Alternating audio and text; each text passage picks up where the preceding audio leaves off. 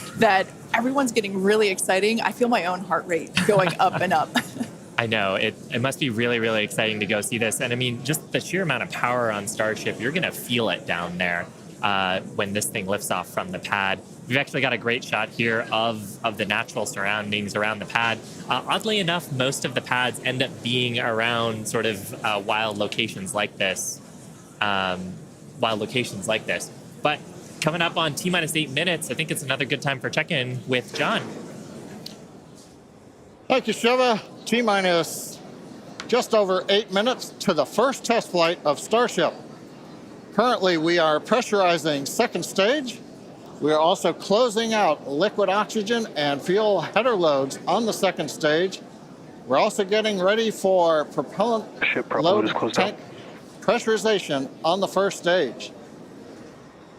In fact, we are just now closing out header tank load on the second stage.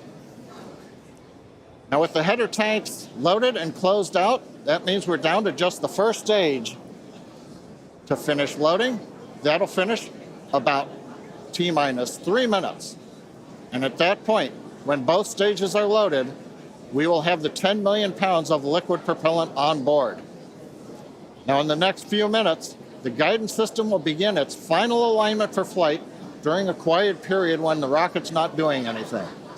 The automated flight termination system will be armed, and a final TVC checkout will be performed. Those are the engine wiggles, and hopefully we'll be able to see that with the cameras underneath the vehicle and maybe even the second stage engines. And there's a view looking underneath the super heavy first stage with the 33 Raptor engines.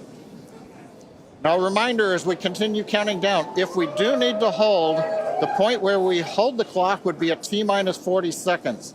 We can pause there. Typically in the past, if we need a little bit more time to finish final checkouts or do some pressurization of the onboard storage tanks, that's where we would hold. But currently we're not hearing a need to hold, so at 6 minutes, 27 seconds, everything looks good. And of course, Kate, Shiva, as we get close, we're going to get into the engine ignition sequence of 33 Raptors, and that's going to be something new for everybody. I cannot wait for that moment. So for those of you that are familiar with how we launch Falcon 9 rockets, you probably know that we light all 9 of those first stage Merlin 1D engines all at once. It's pretty different than what we do, or what we're attempting to do today. We're actually going to be igniting those 33 engines in banks or clusters, and that sequence starts at T-minus 6 seconds. Yeah, and the ignition sequence is a little bit different, both in terms of the timing and also the ignition method. So on Falcon 9, we use a chemical called T-Tab. It's a pyrophoric material, so that means when you mix the two together, it produces a flame that kicks off that green characteristic spark on Falcon 9 missions. But actually on StarShip, we use electrical ignition systems. Many of those are integrated.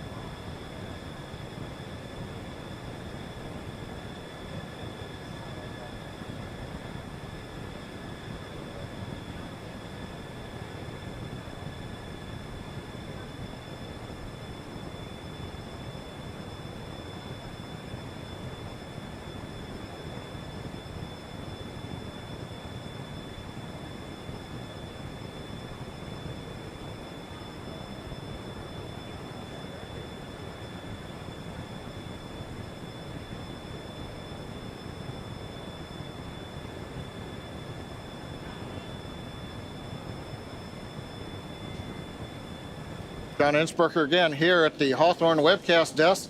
We're holding at T-minus 40 seconds. What we've heard so far is we have a couple of issues we're working. One is the booster tank pressurization. Final pressurization was just a little bit long. That's not unusual. We've held at T-minus 40 seconds before to pressurize. That appears to have been resolved. At the same time on the second stage, they're working some final purging. We should know very shortly if that is cleared and if we'll continue the countdown. Everyone, especially that person, is excited to keep going. Like John said, we should know shortly if we are able to continue. But as we mentioned before, we are able to hold up to 15 minutes and still be able to lift off today. Yeah, on Falcon 9, it's a little bit different. Once we start propellant loading, we pretty much have to go at the targeted time. Otherwise, the propellants can warm up and we may not have the performance for that particular mission profile. It's a little bit different on StarShip. Folks, if I can interrupt, yeah. It looks like they're clearing all the flags, and we're going to release at T-minus 40 seconds. That is amazing news. Amazing. Team working quickly through their issues on first and second stages.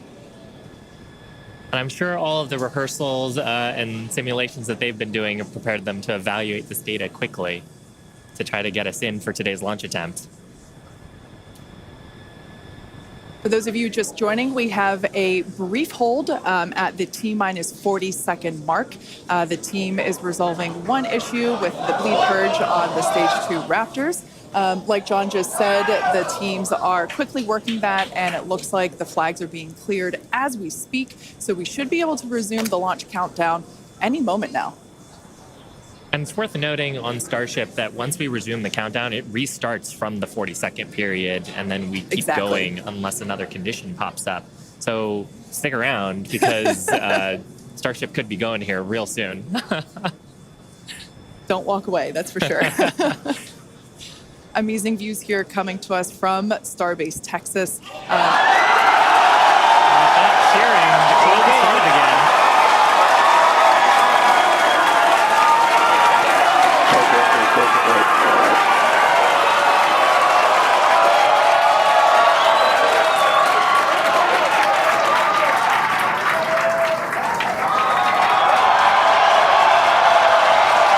T-minus 15 seconds. 10, 9, 8, 7, 6, 5, 3,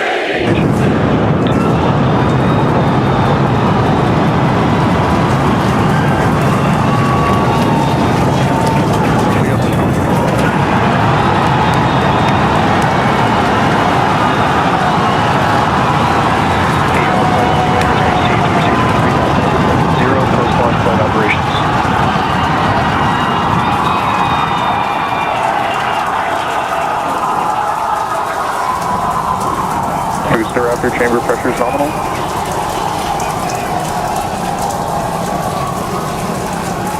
T-plus 33 seconds into the test flight of the inaugural StarShip vehicle. Tower cleared, we're into pitch over. Propulsion reports first stage engines nominal. What a sight from the ground cameras at Starbase. We're flying at twice the thrust of the Saturn V heading to space. Acquisition signal, surface proceed. We're throttled down and throttled back up. Going through the period of maximum aerodynamic pressure.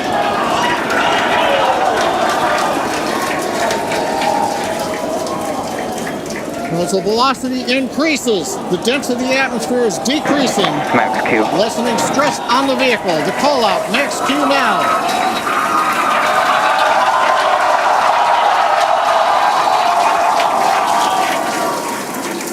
Continuing to watch the first stage as we head downrange.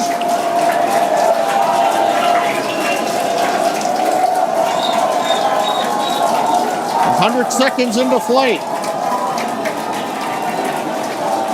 Our next major activity is going to be shutdown of the first stage. The Houston tracking station now acquiring the vehicle. With shutdown, we will get separation of StarShip from Super Heavy and ignition of the StarShip engines. When StarShip separates, we light up 6 engines in a staggered sequence. And if all goes well, those 6 engines will burn for almost 6.5 minutes. onboard view from StarShip. And there's views of the Raptor engines on the second stage as we prepare for stage separation. Now, after stage separation, the first stage will flip and begin a boost back maneuver for landing in the Gulf.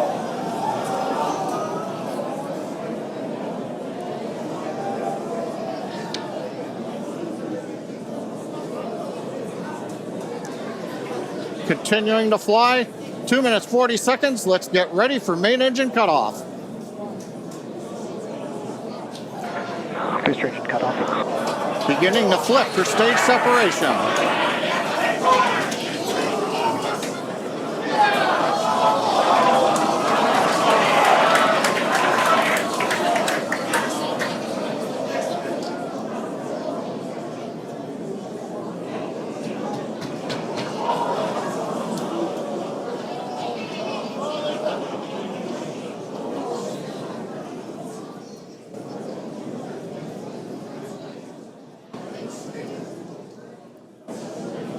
As of right now, we are awaiting stage separation,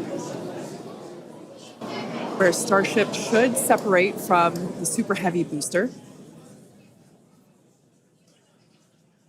Yeah, Kate, right now it looks like we saw the start of the flip, but obviously we're seeing from the ground cameras the entire StarShip stack continuing to rotate. We should have had separation by now. Obviously, this is does not appear to be a nominal situation. Yeah, it does appear to be spinning, but I do want to remind everyone that everything after clearing the tower was icing on the cake.